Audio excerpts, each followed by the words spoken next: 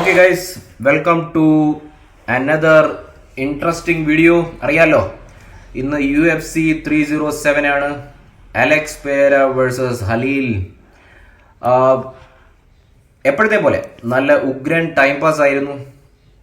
മനോഹരമായിട്ടുള്ള main event. എന്താണ് detail ആയിട്ട് തന്നെ നമുക്ക് ഒരു ഫൈറ്റല്ലേ ഉള്ളൂ, ഡീറ്റെയിൽ ആയിട്ട് തന്നെ പറയാം. അപ്പോൾ ആദ്യത്തെ case, congrats Alex Pereira. Alex Pereira ഒരു ഉഗ്രൻ വിജയം കരസ്ഥമാക്കിയിരിക്കുകയാണ്. അതായത് ഞാൻ ഇതുവരെ ഹലീലിനെ ഇങ്ങനെ കണ്ടിട്ടില്ല. ഹലീൽ ഓൾമോസ്റ്റ് ഗിവ് അപ്പ് ചെയ്യായിരുന്നു. ഞാൻ വിചാരിച്ചു റഫറി വന്ന് സ്റ്റോപ്പ് ചെയ്യുമെന്നാണ് വിചാരിച്ചത്. പക്ഷെ അതിനു മുമ്പ് തന്നെ ഹലീൽ താഴെ പോയി. അപ്പോൾ വോക്കിൻ വേദിയിലേക്ക് കയറി വരുന്നിടം മുതൽ തുടങ്ങാം. ഉഗ്രനായിരുന്നു, അത്യുഗ്രനായിരുന്നു ഹലീലിന്റെ ഉള്ളിലേക്കുള്ള പ്രവേശനവും. അതേപോലെ തന്നെ അലക്സ് പെരേരയുടെ പ്രത്യേകിച്ച് പറയണ്ടല്ലോ, എല്ലാവരും തന്നെ ഉറ്റുനോക്കുന്ന ഒരു വോക്കിനാണ്. ജോ റോഗൻ, DC എല്ലാവരും തന്നെ പറയുന്നത് അവരുടെ ഫേവറേറ്റ് വോക്കിൻസ് ആണ്. വോക്കിൻ എന്ന് പറഞ്ഞാൽ ഉള്ളിലേക്ക് കയറി വരുന്നത്. അങ്ങനെ ഫൈറ്റ് തുടങ്ങി ഗൈസ്, ഫൈറ്റ് തുടങ്ങി.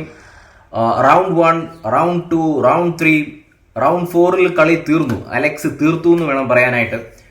ഈ ഒരു പ്രത്യേകത എന്ന് പറഞ്ഞു കഴിഞ്ഞാൽ, ആദ്യത്തെ 3 റൗണ്ടുകളിൽ ഞാൻ വിചാരിച്ചത് അലക്സ് എപ്പോഴും മുന്നോട്ട് കയറിയാണ് കളിക്കുന്നത്, മുന്നോട്ട് കയറി പ്രഷറൈസ് ചെയ്താണ് കളിക്കുന്നത്. പക്ഷെ ഹലീൽ അത്യുഗ്രൻ പെർഫോമൻസ് ആയിരുന്നു.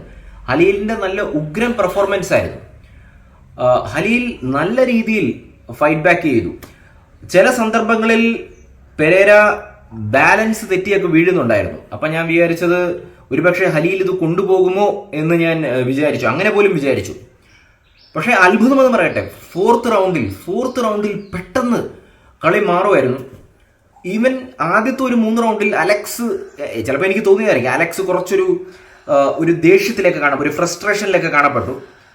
പക്ഷെ അത് 4ാമത്തെ റൗണ്ടിൽ കംപ്ലീറ്റ്ലി മാറി. അലക്സ് ഭയങ്കര റിലാക്സ്ഡ്. ഹലീലിന്റെ ഫേസ് ഫുള്ള് ബ്ലീഡിങ്.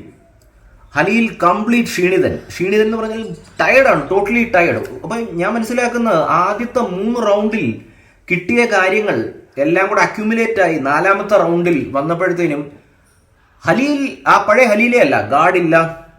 ഞാൻ പറയുന്ന ആദ്യത്തെ 3 റൗണ്ട് വരെ ഹലീലിന്റെ പെർഫെക്റ്റ് ആയിരുന്നു, പെർഫെക്റ്റ് ഡിഫൻസ്.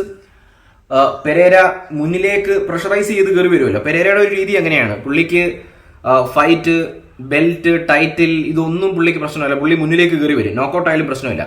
അപ്പൊ ഈ മുന്നിലേക്ക് കയറി വരുമ്പോൾ നമ്മുടെ ഹലീൽ ഒരു 1, 2, 3 കോമ്പിനേഷൻ അടിക്കും. 3 എന്ന് പറഞ്ഞാൽ ഹുക്കല്ലാതെ ആ ഒരു സ്ട്രൈറ്റ് പഞ്ചസ് അടിച്ചിട്ട് പെരേരനെ ദൂരേക്ക് കൊണ്ടുപോകും. ഈ ഒരു രീതിയായിരുന്നു, ഒരു വർക്കൗട്ട് ആവുന്നുണ്ടായിരുന്നു. പക്ഷേ 4ാമത്തെ റൗണ്ടിൽ എന്ന് പറഞ്ഞു കഴിഞ്ഞാൽ എന്താ പറയുക, എനിക്ക് തോന്നുന്നു ഹലീൽ ടയർഡായിട്ടുണ്ടാവണം. ഒരുപക്ഷെ പുള്ളിക്ക് ഇതിനു മുമ്പ് 5 റൗണ്ട്സ് കളിച്ചിട്ടുണ്ടോ എന്ന് എനിക്ക് അറിയത്തില്ല, അത് നോക്കേണ്ടി വരും. ഒരുപക്ഷെ അതാണോ എന്ന് അറിയത്തില്ല. കംപ്ലീറ്റ് ടയർഡായിരുന്നു മൂപ്പര്, ഫേസ് ഫുൾ ബ്ലീഡിങ്. പുള്ളിക്ക് എങ്ങനെയാണ് വീട്ടിൽ പോയാൽ മതിയെന്നായിരുന്നു. ഞാൻ നോക്കുമ്പോൾ അലക്സിനത് മനസ്സിലായെന്ന് തോന്നുന്നു. അലക്സ് വളരെ കെയർഫുൾ ആയിട്ട് അലക്സിന് മനസ്സിലായി. അലക്സ് എന്താണ് പുള്ളിയുടെ ഹൈക്കിക്ക് പോലും യൂസ് ചെയ്യുന്നില്ല. കാരണം പുള്ളിക്ക് മനസ്സിലായി ഹലീൽ തീർന്നു എന്ന് മനസ്സിലായി. പുള്ളി വളരെ കൂളായിട്ട് ഇടിച്ചോണ്ടേയിരുന്നു മെല്ലെ, കൂള് റിലാക്സ് ആയിട്ട്. പുള്ളിക്ക് അറിയാമായിരുന്നു ഹലീൽ. ഞാൻ വിചാരിച്ച റെഫറി സ്റ്റോപ്പ് ചെയ്യുമെന്നാണ് വിചാരിച്ചത്. ഹലീൽ ഇടയ്ക്കിടയ്ക്ക് ആ ക്ഷീണത്തിനിടയിലും പുള്ളി ഫൈറ്റ് ബാക്ക് ചെയ്യാൻ ശ്രമിച്ചു. ഫൈനലി ഇടികൊണ്ട് സ്റ്റോൺ ഹാൻഡ്സ് ആണ്, ഉരുക്ക് പോലത്തെ കൈയാണ്. അതിങ്ങനെ ഓരോന്ന് കിട്ടിക്കൊണ്ടിരിക്കുമ്പോൾ തന്നെ ഹലീലിന്റെ കാറ്റ് പോകുമായിരുന്നു. ഹലീൽ താഴേക്ക് ഇരിക്കുകയാണ് ചെയ്തത്. അതായത് മതി, എന്നെ രക്ഷിക്കൂ എന്നുള്ള രീതിയിൽ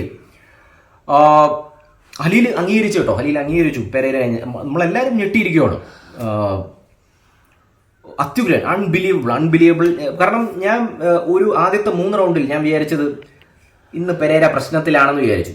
കാരണം ആ കോർണറിലേക്കൊക്കെ ഫൈറ്റിനിടയിലൂടെ പോകുമ്പോഴും ബ്രേക്ക് കിട്ടുമല്ലോ. ആ സമയത്തൊക്കെ പെരേര വളരെയധികം അത്ര റിലാക്സ് ആയി കാണപ്പെട്ടില്ല. പക്ഷെ 4th റൗണ്ടിൽ പെരേര കൊണ്ടുപോയി.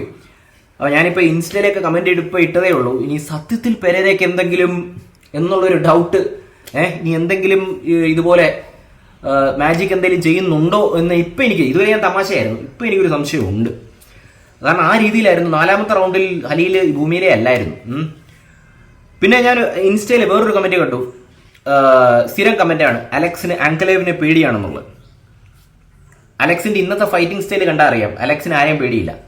അലക്സിന് ജയവും തോൽവിയൊന്നും വിഷയമല്ല. അലക്സ് ജസ്റ്റ് മുന്നോട്ട് കയറി വരുന്നു, കളിക്കുന്നു, ഫൈറ്റ് ചെയ്യണം, പുള്ളിക്ക് അത്രയേ ഉള്ളൂ. ബെൽറ്റ് ഇതൊന്നും പുള്ളിക്ക് പ്രശ്നമേ അല്ല. ഈ അലക്സ് വേഴ്സസ് അങ്കലേവ് ഡാന വൈറ്റിന്റെ ബുദ്ധിയാണ്. സി അലക്സ് അങ്ക്ലേവ് ആദ്യം തന്നെ ഫിക്സ് ചെയ്ത് കഴിഞ്ഞാൽ അങ്ക്ലേവ് റെസ്ലിംഗ് ഒക്കെ ചെയ്ത് അത് താഴേക്ക് കൊണ്ടുപോയി ചിലപ്പോൾ അങ്ക്ലേവ് ജയിക്കും. അതോടെ തീർന്നില്ലേ? സി തുറുപ്പ് ചീട്ടാണ്, ട്രംപ് കാർഡാണ്. അലക്സ് പെരേരയാണ് ഇപ്പോൾ ഈ ബിസിനസിനെ മുന്നോട്ട് കൊണ്ടുപോകുന്നത്. നെക്സ്റ്റ് കോണർ മെഗ്രഗർ ആണ്. അത് അസ്തമിച്ചു കഴിഞ്ഞാൽ അത് അവിടെ കഴിഞ്ഞു. UFC പിന്നെ കാണാനൊന്നുമില്ല. സി അങ്ക്ലേവ് ചാമ്പ്യൻ ആയാൽ ആർക്കാണ് ഗുണം? അങ്ക്ലേവിനാണ് ഗുണം. നമുക്ക് എന്തെങ്കിലും ഗുണമുണ്ടോ? നമുക്ക് എന്തെങ്കിലും എക്സൈറ്റ്മെന്റ് ഉണ്ടോ? ഇല്ല. അപ്പോൾ എനിക്ക് തോന്നുന്നത് ഡാന വൈറ്റിന്റെ ബുദ്ധിയാണിത്. ഇത് ലാസ്റ്റിലത്തേക്ക് ഫൈനൽ ഷോ ഡൗൺ ആയിട്ട് വെച്ചിരിക്കുവാണ്. ലാസ്റ്റ് എല്ലാം കഴിയുമ്പോൾ അലക്സിന് ഒരു എതിരാളി ഇല്ലാത്തപ്പോൾ അലക്സ് വേഴ്സസ് അങ്ക്ലേവ് ബുക്ക് ചെയ്യും. അത് കോണർ വേഴ്സസ് ഹബീബ് പോലെ ആയിരിക്കും. അങ്ങനെ തോന്നുന്നില്ലേ? എനിക്കങ്ങനെയാണ് തോന്നുന്നത്. അപ്പോൾ ഞാൻ പറയാൻ ആഗ്രഹിക്കുന്നത് അലക്സ് പെരേരയാണ് മാൻ, സൂപ്പർ സ്റ്റാർ, അത്യുഗ്രം performance, what a time pass, super. അപ്പോൾ കമന്റ് ചെയ്യുക, ഫോളോ ചെയ്യുക, നമ്മുടെ ഇൻസ്റ്റാ പേജ് ഒന്ന് ഫോളോ ചെയ്യുക. ഓക്കെ, അത് ഡിസ്ക്രിപ്ഷനിൽ കൊടുക്കുന്നതായിരിക്കും. Deepak_Ashokan UFC Malayalam. ഇൻസ്റ്റയിൽ ഹോട്ട് ആക്ഷൻസ് നടക്കുന്നുണ്ട്, short videos. Okay, so bye guys, take care, see U.